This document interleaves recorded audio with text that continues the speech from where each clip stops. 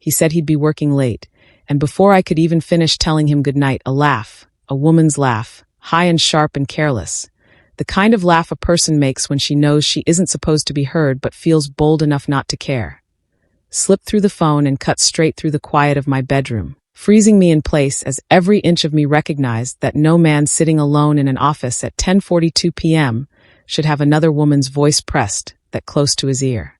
I stayed perfectly still for a moment, phone pressed to my ear, listening to the sound of her confidence, the ease with which she spoke, the familiarity in her tone, as if she owned the space she had invaded. My husband's voice, usually calm and measured, faltered as he coughed and cleared his throat, trying to force the laugh back into something casual, something he hoped I might believe. I didn't speak. I didn't react. I just listened. The laughter repeated once more, softer this time but unmistakable, and a heat of anger began to build in my chest, slow at first, like molten iron pooling beneath my ribs, then spreading until my limbs felt heavier, my heartbeat more deliberate, my mind more alert than it had been in years. That single sound told me everything I needed to know. It wasn't the laugh of someone nervous or sneaky. It was the laugh of a woman who already believed she had won. The more I thought about it, the more each detail came into focus. The way she laughed easily, the confidence in her voice, the lack of any hesitation when touching him or brushing past him, the way she didn't even attempt to hide when she knew I might be listening. This wasn't an affair that had started in secrecy. This was an affair that had already become brazen, practiced, and emboldened. By the next morning, I had written everything down I had observed. Her age, 28, the way she worked in his department and rode with him to work, how she smiled too easily at him, and how she touched him in ways that seemed casual but were carefully practiced. She wasn't hiding, and that was terrifying in its own way. She believed herself untouchable, as if she had already secured something permanent in our lives. That belief would be her downfall, but at the time, it only fueled my own fury and disbelief. I also began writing down everything I had observed about him over the last few days. Things I had ignored or rationalized before, but now could not. Lies practiced, not stumbling. Guilt inconsistent, appearing only when it suited him. Behavior too calm, too controlled, as if he underestimated my intelligence and assumed I would do nothing. He trusted her more than he should, and in that misplaced trust, he revealed the arrogance of a man who never imagined his wife would take notice, who never imagined that she would act. I spent the morning in silence, walking through our home with careful attention, observing the way our lives had become a stage for someone else. His mug was still on the counter from last night, his briefcase by the door, his jacket slung over the chair he always sat in after work. Every small detail I had once taken for granted now felt like evidence, breadcrumbs of betrayal I had ignored until now. My thoughts circled, not like a frantic storm, but like a predator circling its prey, patient and deliberate. I replayed every conversation, every glance, every unexplained late night, and everything aligned in a sequence I could no longer ignore. He was careful enough to maintain his facade, but careless enough to leave traces, to assume I wouldn't see, wouldn't connect the dots, wouldn't notice the other woman for what she truly was. By noon, I had finished one list and started another. This one about him, not the man I thought I had married, but the man I had witnessed over the last few days, whose truths were buried beneath practiced lies and casual smiles. He was no longer the husband I believed in. He was a man who lied effortlessly, whose guilt appeared and disappeared at his convenience, whose calm demeanor hid a confidence born from underestimating me, from believing that a wife, no matter how long she had known him, would sit quietly while a younger woman laughed in the background of their life together. I cataloged the inconsistencies, the contradictions, the little tells that revealed him. His phone always just out of reach, his schedule suddenly irregular, excuses that seemed rehearsed, and most damning, the way he looked at me without understanding the depth of my awareness, the way he assumed I hadn't noticed. Every one of these observations solidified the truth. He was no longer just lying to me about working late. He was lying to me about our marriage, our trust, and the boundaries he had sworn to respect. I remembered the moment he came home that night, driving quietly into the driveway, the headlights sweeping across the lawn as if they were sweeping over evidence. I didn't move from my spot in the living room, lights off, shadows stretching across the floor like long, waiting fingers. He hesitated at the door, unlocking it as though testing the air, trying to sense if I was asleep or aware. When he entered the room, I was sitting in the dark, still as a statue, and he jumped at the sight of me. That startled glance, the faint blanching of his skin, told me all I needed to know. I didn't speak. I simply watched, noticing the faint scent of perfume on his coat, the subtle smudge of lipstick on his collar. Signs so minor they might have been missed by anyone else, but glaring to me. He tried to explain, tried to craft a story out of shadows and coincidence, fumbling for words as he realized his rehearsed lies were inadequate in the face of observation, so acute it left him exposed. I said nothing. I let him stumble, let him wriggle for explanations that would not suffice. I wanted to feel the depth of his discomfort, the tiny panic beneath his otherwise calm exterior, because it confirmed the truth I had feared yet suspected for weeks. When he finally ceased his rambling, I stood, walked past him, and retreated to the bedroom, locking the door behind me. That act, simple and quiet, felt revolutionary.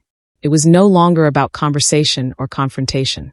It was about control, about reclaiming the space that betrayal had attempted to steal from me.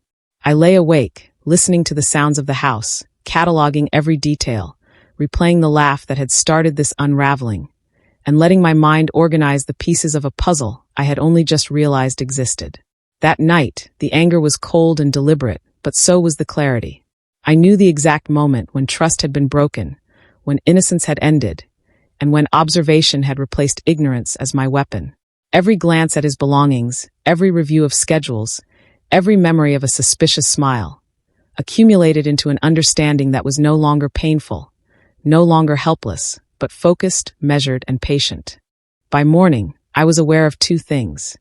He was not the man I thought he was, and I was no longer the wife who would simply ignore a breach so audacious it threatened the very foundation of our life together. I had witnessed the laugh, the confidence, the comfort, and the casual arrogance of the woman who thought she had won. I had catalogued the tells, the inconsistencies, the rehearsed lies of a man who believed he could maintain this secret without consequence. I had begun to see the contours of a plan, the structure of observation and patience that would allow me to confront the truth and reclaim the control that had been taken. The night his lie cracked open was the night the world I thought I knew ended, and the night I became fully awake to the deceit that had been brewing beneath the surface for months. It was also the night I realized that observation, patience, and deliberate planning were more powerful than shock, more potent than rage, and infinitely more effective than tears. That night, in the quiet after betrayal, I understood that the story of the next chapters of my life would be written on my terms, with careful attention and unflinching resolve, and that the woman whose laugh had shattered my world had no idea the storm she had invited into our home.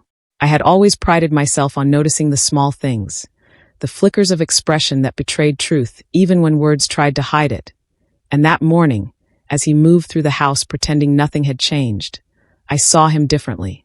There was a stiffness in his walk that had never been there before, a calculated precision in his movements as if he feared the very air might expose him, and a tension in his shoulders that suggested guilt, though his voice remained calm, even too calm. He smiled when he spoke to me at breakfast, but the smile did not reach his eyes. It was the kind of smile practiced for strangers, the smile a man gives when he hopes no one notices the dissonance between words and emotion. I observed it, catalogued it, held it in my mind like a photograph, because in those tiny tells lay the proof I needed. There was hesitation in the way he poured coffee, the way he lingered at the sink as if stalling for time, the subtle avoidance of eye contact when he thought I wasn't watching closely enough. Everything about him that morning was designed to appear normal, but under the surface, the tension hummed, an invisible current that only I seemed able to feel. I spent the day watching him, noting everything. He answered phone calls with careful brevity, claiming to be discussing work while rolling his eyes or hunching over the receiver in ways that suggested secrecy. Emails and messages appeared to vanish from his screen too quickly, his thumbs moving in precise patterns, as if he were erasing traces of someone else from his life. I began to notice the little inconsistencies, the things I had once overlooked as trivial or forgetful. A lipstick stain on a coffee cup that wasn't mine, the faint scent of perfume that clung to his shirt even after he showered, the sudden defensiveness when I asked simple questions about his day. It was in the way he laughed at something minor on television, but didn't look at me when he did, The way his tone sharpened ever so slightly when I mentioned a colleague I had never met. The way his hand hovered over his phone, as if it were a fragile object containing secrets too dangerous to share. Each movement, each expression, each inflection became evidence in the case I had begun to build quietly and methodically in my mind. I remembered the first time I had felt that creeping doubt months ago, a small, unidentifiable unease that I had pushed aside, telling myself it was paranoia. But now, with the clarity of observation, I understood that nothing had been accidental. Every inconsistency was deliberate, every hesitation calculated, every smile that did not reach his eyes a mask. I realized that in the past, I had given him the benefit of the doubt too freely, trusting the man I thought I knew rather than the one who existed in the reality I now faced. And in this recognition, a cold certainty began to grow. This was not a momentary lapse or a passing error in judgment. This was an ongoing, carefully managed deception, one that had become so comfortable to him that he believed I would never notice, never act, and never confront the truth he had been living behind. As the hours passed, I began comparing his behavior to the details I had collected about her. The other woman, the one whose laugh had shattered the quiet of our home, whose confidence in her access to him had been brazen, her ease of touch, her insistence on presence. Everything he did in response to my attention seemed designed to protect her and protect himself. But what he did not know was that I was cataloging, analyzing, and predicting every move. He underestimated me, as men in these situations always do, believing that the illusion of composure and the subtlety of avoidance could fool someone who had watched him for decades.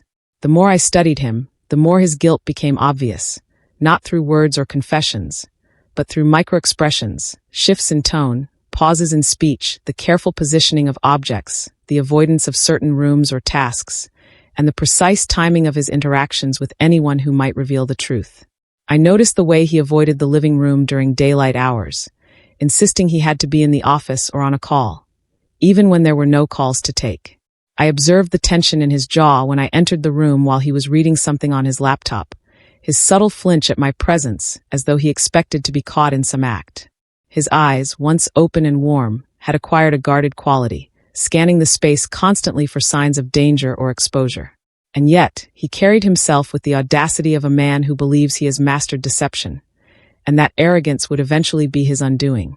Every carefully constructed story he offered, every rehearsed explanation, fell apart under scrutiny because he had not accounted for the fact that I had not only heard the laugh, but had also begun to understand the woman behind it and the dynamics that governed his behavior. By midday, I realized that observation alone would not suffice. I needed to document, to verify, to establish undeniable proof. But even as I considered cameras, schedules, and careful tracking, I recognized the importance of patience. Men like him, who operate with the confidence of someone who believes he is untouchable, are most vulnerable when they least expect confrontation. My anger, though immense, was tempered by strategy. I could let him continue, study the patterns, and expose the entire network of deceit at a time of my choosing. That control, that patient accumulation of evidence, was more powerful than immediate confrontation or emotional outburst. The subtleties of his guilt were everywhere. The way he hesitated at doorways, the slight blush that appeared when I asked innocuous questions about colleagues or meetings, the precise calculation in the length of phone calls. All of it painted a portrait of a man who had grown too comfortable with dishonesty. Even small acts of domestic routine revealed cracks. The coffee he brewed too carefully, the plates he washed with over-precision, the texts he deleted before I could see them, the music he played to cover the sounds of conversation I wasn't meant to hear.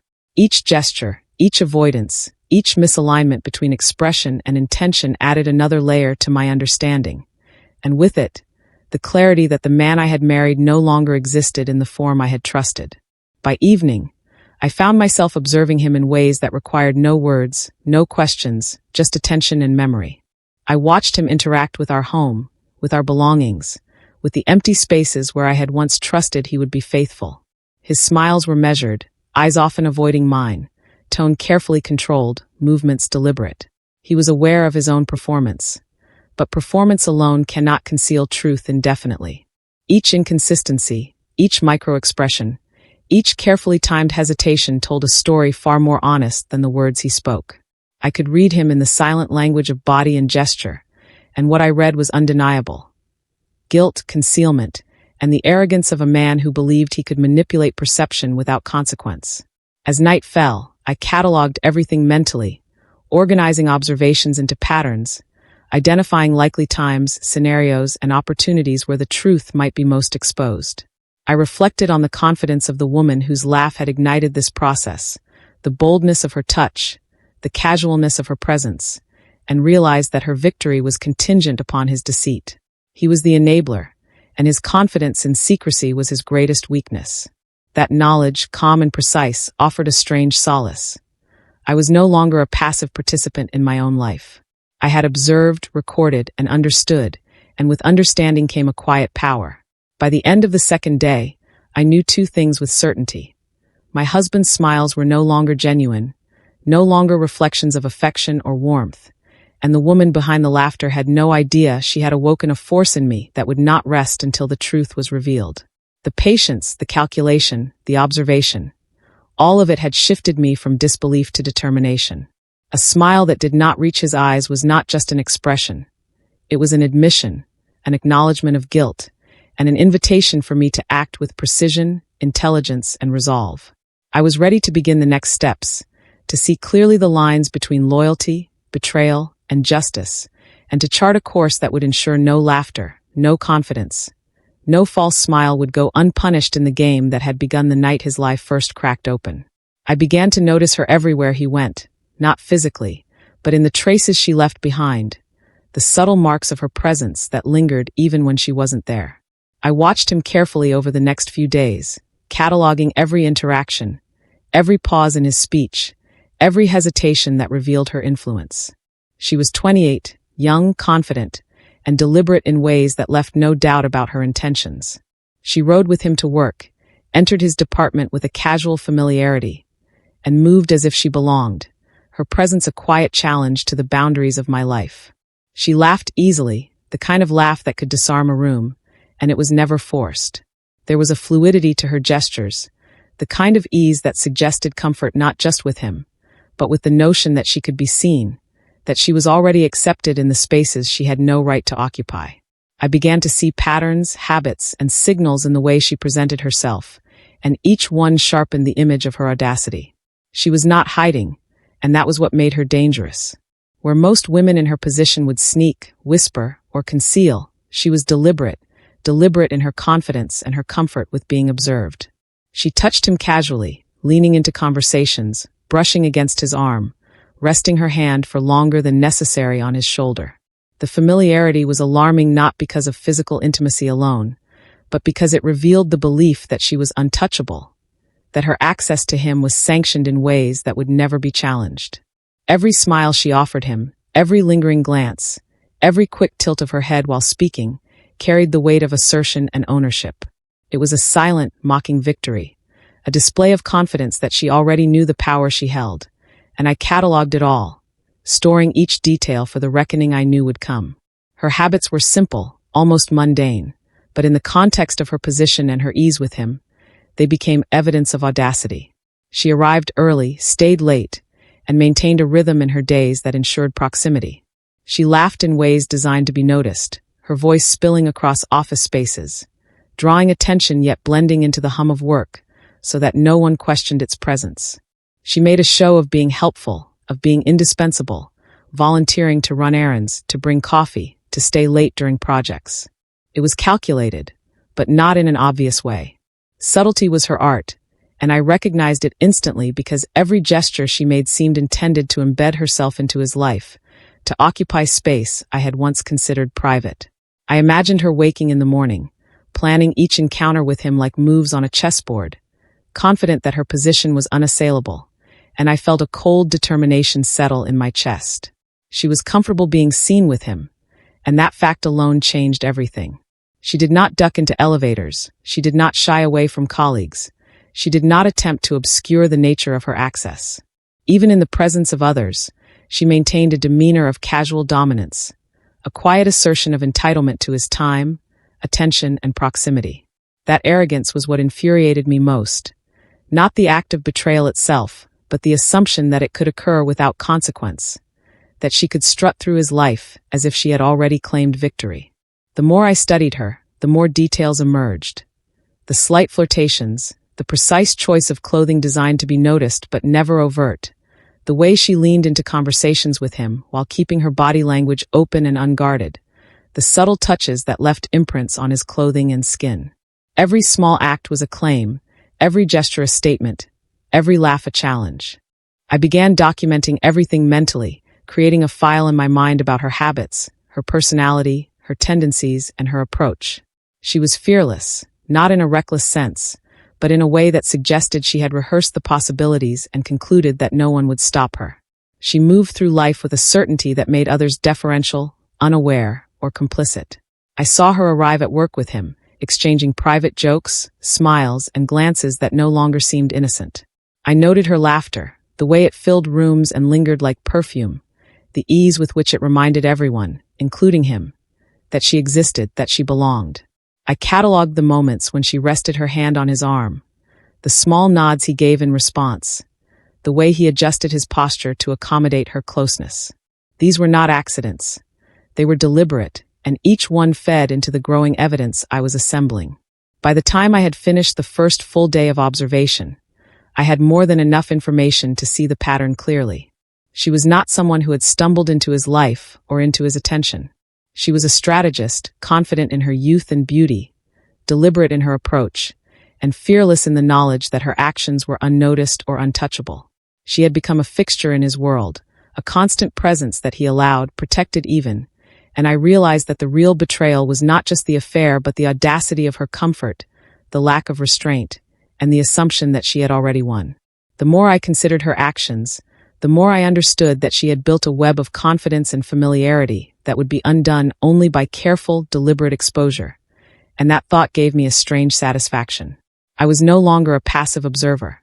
I was a strategist in my own right, cataloging weaknesses and patterns, predicting behavior, and waiting for the moment when her confidence would become vulnerability. I continued my observations over the next several days, noting the smallest details, the nuances in her interactions with him and others. The tilt of her head when he walked by, the way she laughed at his jokes while ignoring others, the timing of her presence and absence in relation to his schedule. Each observation was a brushstroke, painting a picture of someone who had miscalculated the stakes, someone whose ease and confidence blinded her to the consequences that would come. By analyzing these patterns, I began to understand not only her behavior, but also his. He responded to her presence with familiarity and indulgence, but there were cracks. Tiny moments of guilt, hesitation, and misalignment in tone, brief flickers of conscience that suggested he knew, on some level, that the comfort she flaunted was not without danger. Her presence was a challenge, a provocation, and I learned to interpret her laughter, her gestures, and her interactions as a language designed to manipulate, distract, and dominate. She had become an intruder in my life, but not in a chaotic way. Every movement was deliberate, calculated, and precise. The more I studied her, the more I saw patterns of overconfidence, of subtle arrogance, of the assumption that she had the upper hand. And yet, that confidence contained flaws.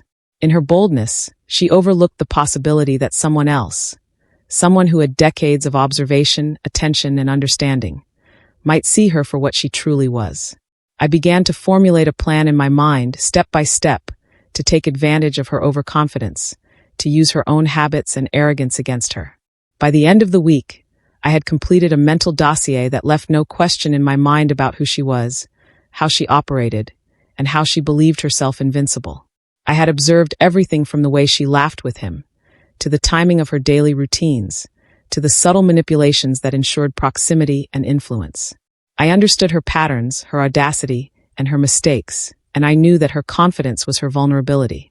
Every laugh, every touch, every smile that had previously fueled my anger now became ammunition in a quiet, calculated plan. I realized that to confront the situation effectively, I needed patience, attention, and precision, and that in understanding her, I had gained the upper hand. She was not just a woman who had stolen my husband's attention. She was a woman who had believed herself untouchable, who had moved through his life with casual dominance, confidence, and comfort that were entirely unearned. That understanding gave me clarity, a sense of power, and the knowledge that her downfall would not be immediate, but inevitable, because in her arrogance she had revealed every secret she thought she could conceal. And in observing her, I had discovered a truth even more critical. Her confidence, her boldness, and her comfort were all patterns that could be studied, predicted, and ultimately exposed, and the woman behind the laughter would learn, too late, that she had underestimated me. I had thought I knew my life, the rhythm of our home, the cadence of our conversations, the quiet confidence of a marriage that had endured more than most.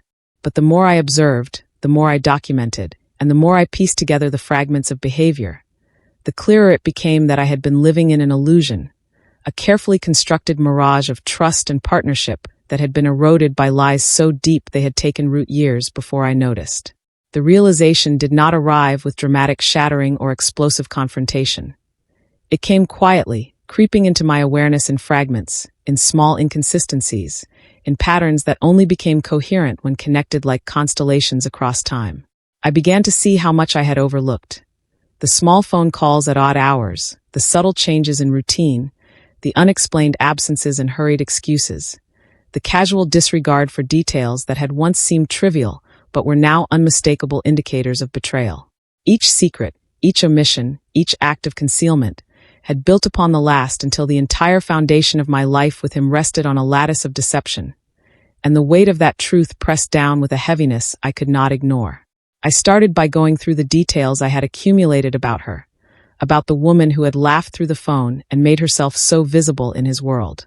The patterns she exhibited, the comfort with which she had invaded my life, all pointed to months, possibly years, of careful manipulation. She had not arrived suddenly. She had insinuated herself gradually, taking advantage of every opportunity, exploiting every weakness, and embedding herself in his life to the point where her presence had become normalized in ways I had only begun to understand. As I traced the timeline of interactions, casual glances, and unexplained absences, I could see how her influence had been growing quietly, deliberately, and how my husband had allowed it, encouraged it, and protected it. Every small lie, every practice story, every late night and unexplained call now formed a mosaic of deceit too intricate to dismiss. The picture that emerged was staggering in its clarity. I realized how deeply the lies had run, not just in the obvious betrayals of intimacy, but in the subtler manipulations, the way he had managed perception, the way he had compartmentalized his behavior to protect himself and her. He had created layers of separation, walls of omission, and false explanations so seamless that I had, for years, accepted them without question. I remembered every time I had brushed aside doubt, every time I had rationalized behavior that now seemed glaringly suspicious. Each memory became a thread in a web of deceit, and the more threads I identified, the more impossible it became to deny the scope of his betrayal. The betrayal was not a moment. It was a process, a series of deliberate choices made over time, and understanding the chronology of those choices brought a cold clarity I could neither ignore nor unsee. I also traced my own reactions, cataloging my ignorance and the trust one had placed in him, the assumptions I had made about his character, the blind spots that had allowed this deception to grow unchecked. It was painful but necessary. The truth, I realized, was not just in his lies or in her audacity, but in the combination of my faith and his duplicity. I began to understand how secrecy, maintained over time, had rotted the foundation of our lives without my noticing, and how each omission, no matter how small, had been a seed of erosion, invisible until the structure was destabilized. I remembered the small indicators I had seen but dismissed. Fleeting glances, whispered calls, the occasional flush in his face when a subject came up, moments I had rationalized as stress, fatigue, or coincidence. Each had been a signpost, a warning I had ignored, and now, in the aftermath of recognition, I could see the full pattern. As I worked through the timeline, I noticed that the lies were not only about her, but about everything else. The late nights that had become more frequent, the quick trips he claimed to have made for work, the sudden changes in scheduling, all aligned with her presence, her habits, and her access. Even the minor details, dinners claimed to be solo, errands supposedly completed without interruption, tasks performed with exact timing, were designed to conceal, to protect, and to maintain the illusion of normalcy while he nurtured a separate reality with her. The consistency of his deceit over time was remarkable, but also revealing. Men who lie over months and years do so with patterns, and every pattern carries flaws. He believed that because I had not yet connected the dots, he was safe, but I had. I had seen, I had cataloged, and I had begun to understand not just the acts of betrayal, but the systems of secrecy that had sustained them. I began to reconstruct the months, recalling conversations and minor inconsistencies that at the time had seemed negligible. I remembered the calls he had taken in his car, the sudden shifts in tone when he spoke to me after returning from work, the way he occasionally avoided my gaze. I remembered the nights he insisted on working late, the stories he told about colleagues, the explanations that never quite aligned with reality. In each case, the underlying pattern became clear. Concealment, avoidance, and manipulation designed to prioritize her presence, her influence, and the secrecy of their connection. In reconstructing this timeline, I could see that he had operated with remarkable audacity, trusting that I would continue to accept appearances and trust, not realizing that observation, patience, and intelligence were weapons I had cultivated over decades of life, attention, and experience. The more I uncovered, the more I realized that secrecy, left unchecked, allows rot to set in not gradually but silently, invisibly, until it is everywhere, undermining every interaction, every word, every memory. I began to see the subtle decay of my own trust, the erosion of confidence in him, the way my perception of shared history had been altered by omissions and lies. I understood, with a clarity that was both painful and empowering, that the very foundation of my life with him had been compromised, not by a single act, but by the cumulative effect of deception over months, perhaps years, carefully cultivated, meticulously executed. Each lie reinforced the next, each omission built upon the previous, until the life we had shared existed simultaneously with the reality he had been creating for himself and her. By the end of the week, I had not only cataloged every instance of deceit, but I had also begun to see the patterns that would allow me to confront them with precision. Secrets rot when you leave them in the dark, but if you illuminate them carefully, piece by piece, the rot becomes visible, undeniable, and eventually it becomes actionable. I had begun to assemble a mental map of the lies, the timings, the inconsistencies, and the behaviors of both him and her. I understood their habits, their movements, the confidence that led them to believe they were untouchable, and I realized that in exposing the truth, I held the advantage. Observation, analysis, and patience had shifted the balance. Their overconfidence was their weakness, and my awareness, methodical and deliberate, was the tool that would dismantle it. The process was exhausting and meticulous, but in that exhaustion there was clarity. I could no longer ignore the reality of their choices or the consequences they had inflicted on my life. I understood that betrayal was never a single act, but a continuum of deceit, and that to restore order, to reclaim control, I needed to understand every link in that chain. By charting the months of secrecy, uncovering the depths of lies, and analyzing the behaviors of both the woman and my husband, I had created the framework for the next stage. The stage where observation would become action, and where confidence, arrogance, and laughter would be confronted by patience, planning, and precision. When I finally allowed myself to rest, I understood that awareness had transformed into power. I could see the full extent of the betrayal, the intricate web they had spun, and the vulnerabilities hidden beneath their boldness. Secrets rot when you leave them in the dark, but in bringing them into focus, piece by piece, the decay became evident, the truth undeniable, and the path forward clear. And in that understanding, I realized that I was no longer a passive participant in my own life, but an architect of exposure, strategy, and reckoning, poised to reclaim what had been violated, piece by calculated piece. The clarity that had settled over me after days of observation and cataloging the lies began to crystallize into something far more deliberate: strategy. By then, the anger, though still simmering, had been refined into patience, and what I had initially felt as a surge of betrayal had transformed into a cold, meticulous focus. I no longer reacted to him or to her impulsively.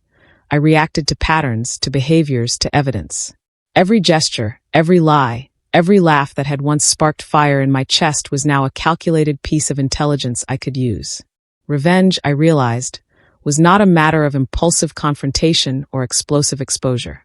It was a game of patience, observation, and timing, and I intended to win. In silence, I began to plan, carefully mapping every possible move, every likely reaction, every weak point in their combined arrogance. The first step was observation on a broader scale. I needed to know not only their habits, but the extent to which their carelessness could be exploited. I continued to watch, mentally noting schedules, routines, and interactions, connecting the dots with a precision that even he, with all his practiced deception, had not anticipated. I recorded patterns of her confidence. The way she lingered near him, the way she smiled, the ease with which she brushed against him, and juxtaposed them against his subtle reactions, those micro-expressions of guilt I had catalogued earlier. Every tilt of her head, every casual laugh, every seemingly innocent touch became data points. And with every piece of information, the outlines of a plan began to take shape, precise and deliberate.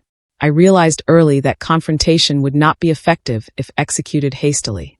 Men like him, who believed themselves untouchable and had been operating with a sense of immunity, react defensively when caught, often with excuses, apologies, or manipulations designed to shift blame.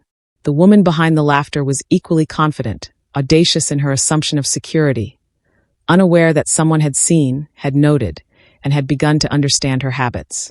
I needed leverage. I needed to create a situation where exposure was inevitable, undeniable, and unassailable.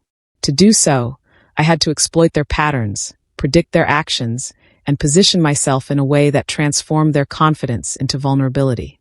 Silence was my tool, patience my weapon, and observation my guide.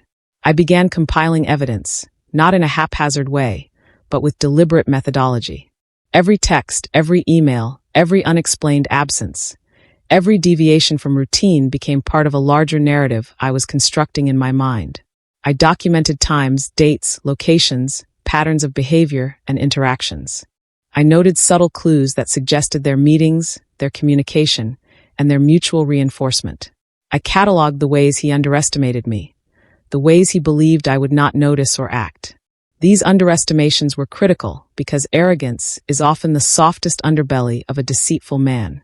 The more I saw his casual confidence in secrecy, the more I understood that my strategy had to be surgical, precise, and unavoidable. Part of my plan involved understanding her psychology as well. The more confident someone is, the more predictable their overconfidence can become. I studied the rhythm of her laughter, the timing of her presence, the patterns in which she flaunted her access to him. She believed herself untouchable, fearless because she had not been challenged, comfortable because she had been allowed to be so.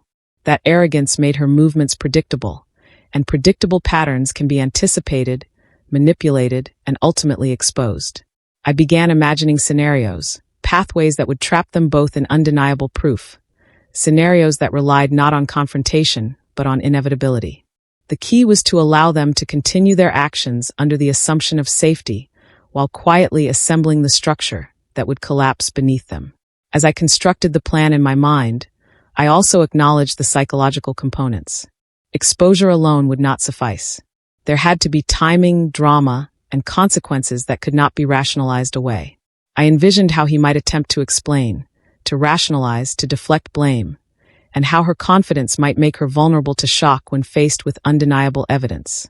I considered their habits, their assumptions, the ways they relied on secrecy, and began to formulate methods for creating situations in which their assumptions would be shattered. Every decision I made was deliberate.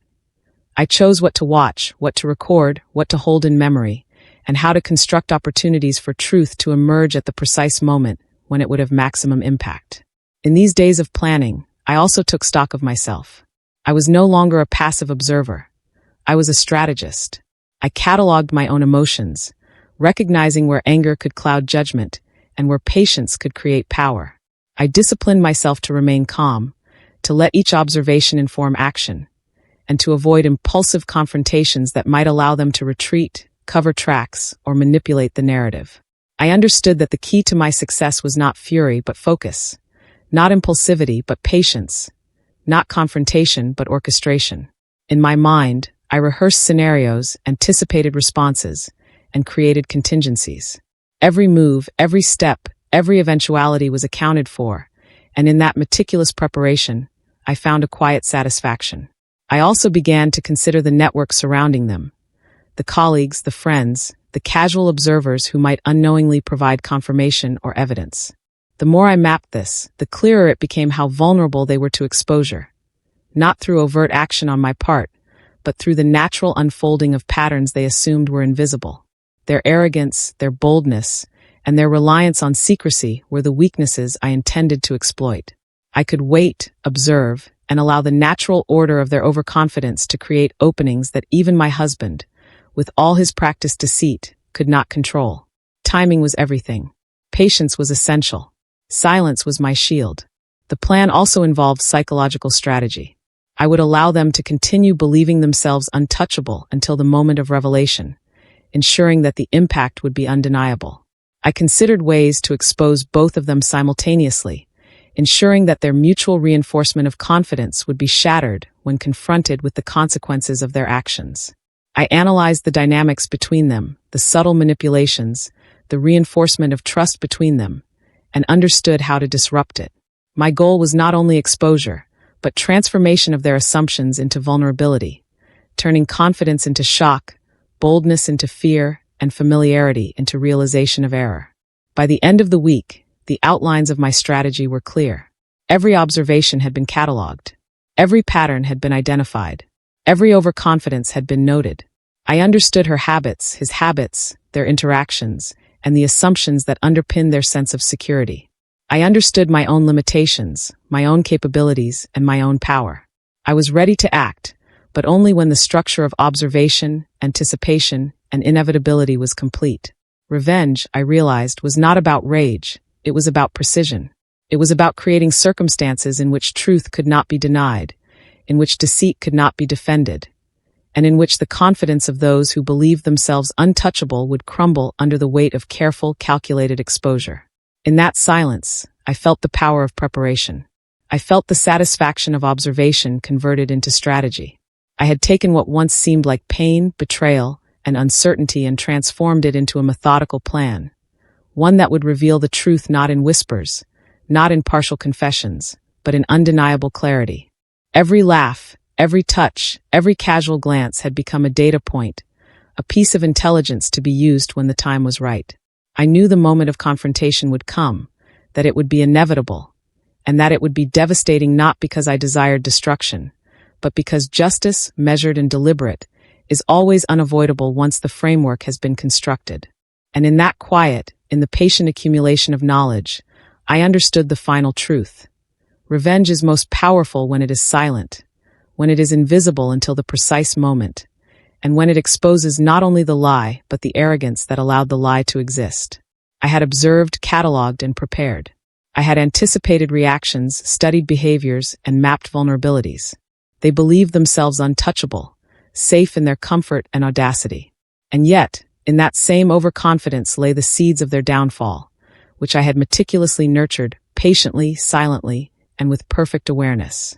The day it all ended arrived not with fanfare, but with the quiet inevitability that I had orchestrated in silence over weeks of observation and careful planning. I had cataloged every laugh, every touch, every stolen glance, and every practiced lie, and I knew that the timing had to be precise, that the moment of exposure had to be undeniable. I moved through the house that morning with the kind of calm focus that only comes from certainty, checking details, ensuring that everything was in place. I had arranged small but deliberate signals, subtle triggers that would draw their patterns into the open, exposing them without a single doubt remaining. I knew where he would be, I knew how she would behave, and I knew exactly how to let the truth unfold, so that it could no longer be hidden behind arrogance, excuses, or rehearsed smiles. The quiet confidence I had cultivated over these weeks was the weapon they never saw coming. I watched him first, moving through the motions of the morning with the habitual precision of a man who still believed he was untouchable. He smiled at me as he always did, but the smile no longer reached his eyes, a tell I had observed and documented repeatedly.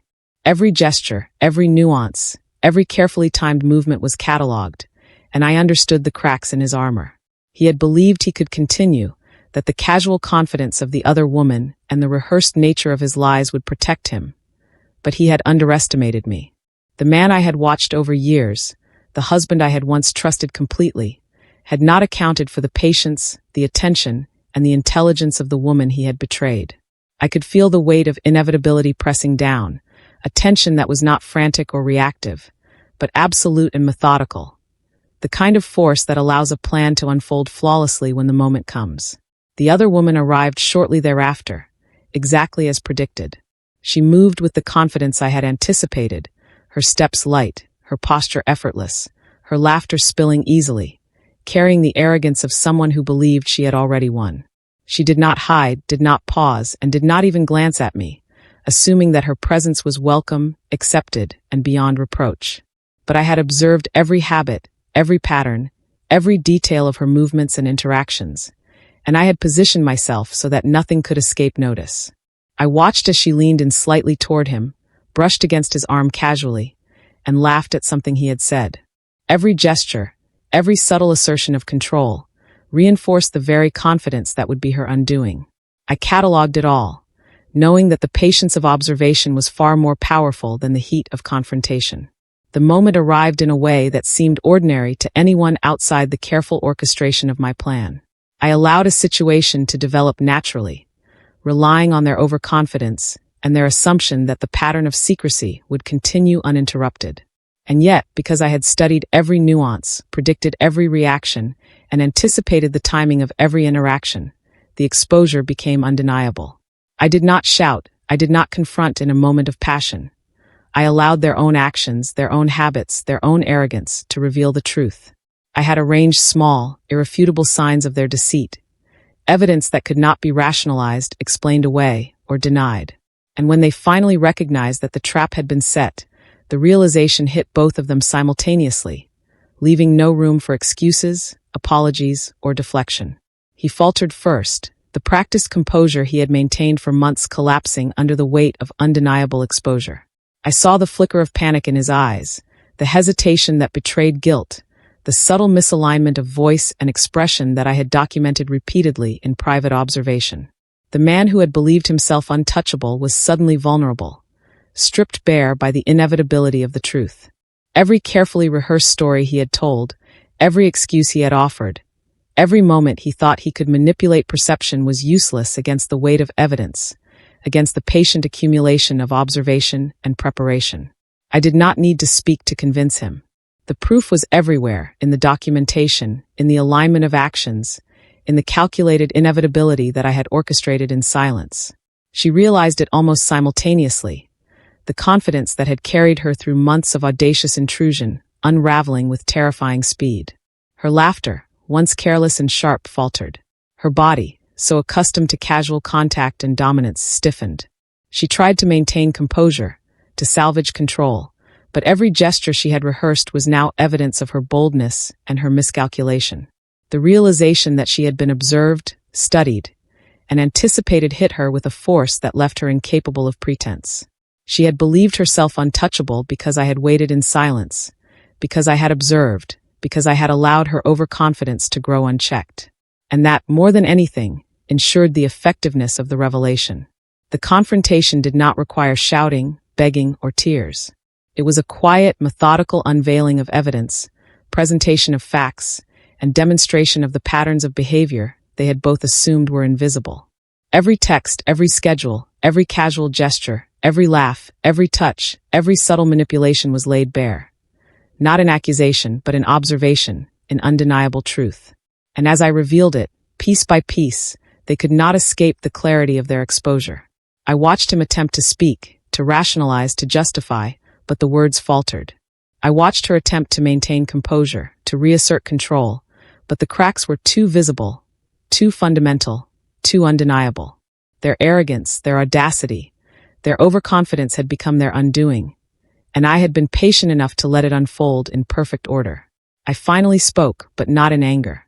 I let the calmness of authority, the certainty of preparation, and the weight of inevitability carry my words. I articulated what had been observed, what had been documented, and what had been predicted, leaving no room for misinterpretation or denial. Each word landed with precision, each sentence underscored by the evidence I had quietly gathered. In that moment, the power shifted entirely. No longer were they the orchestrators of deception. I was. No longer were they confident in secrecy. They were exposed in full. Every assumption they had made about immunity and invisibility crumbled beneath the deliberate, patient, and careful strategy one had executed in silence. The consequences unfolded naturally after the revelation. My husband, stripped of his confidence and forced to face the undeniable reality of his choices, retreated into guilt, shame, and the understanding that trust, once broken, can never be reconstructed without true accountability. The woman behind the laughter, whose confidence had been her shield, found herself powerless, vulnerable, and confronted by the depth of her intrusion. The satisfaction I felt was not in cruelty, but in justice. In the exposure of truth, in the reclamation of agency, in the restoration of order in a life that had been upended by audacity and deceit. The patterns I had studied, the observations I had recorded, and the patience I had cultivated ensured that the truth, when finally revealed, left no ambiguity, no denial, no refuge for their arrogance. In the aftermath, I understood that the power I had regained was not simply the exposure of their betrayal, but the restoration of control over my own life. I had moved from shock to observation, from anger to strategy, and from patience to action, and in that progression, I had reclaimed agency, authority, and clarity. I recognized that betrayal, no matter how audacious, can be dismantled with attention, patience, and methodical execution. I had turned their overconfidence into vulnerability, their laughter into evidence, and their assumptions into inevitability. And in doing so, I had demonstrated that truth, when observed, documented, and revealed with precision, carries consequences that cannot be ignored or mitigated. The world felt quieter after that confrontation, calmer, but charged with the knowledge that deception carries weight and overconfidence carries vulnerability. I moved through the house with a renewed awareness, noting spaces that had once been claimed by secrecy and arrogance, now reclaimed by observation and deliberate action. I understood that the moment of truth, when it finally screamed loud enough to be undeniable, was not chaotic, but inevitable. I understood that patience, preparation, and strategic observation could outmaneuver years of arrogance and deceit. And in that clarity, I felt the full power of reclaiming not just a moment, but a life, once manipulated and invaded, now restored to my control, my authority, and my vision. By nightfall, after every word had been spoken, every piece of evidence laid bare, and every consequence acknowledged, I felt a calm satisfaction that was neither triumphant nor vengeful, but precise, absolute, and deliberate. The woman whose laugh had shattered the quiet of my life had been seen, catalogued, and exposed. My husband, whose arrogance had blinded him to consequences, had been confronted with undeniable truth. And I, standing in the center of the aftermath, understood that in observation, patience, and strategy, I had regained the power that had been stolen, restored clarity to my world, and ensured that deceit, audacity, and arrogance could never again go unchallenged. The truth, when finally revealed, was louder than any lie, sharper than any arrogance, and more enduring than any attempt at concealment.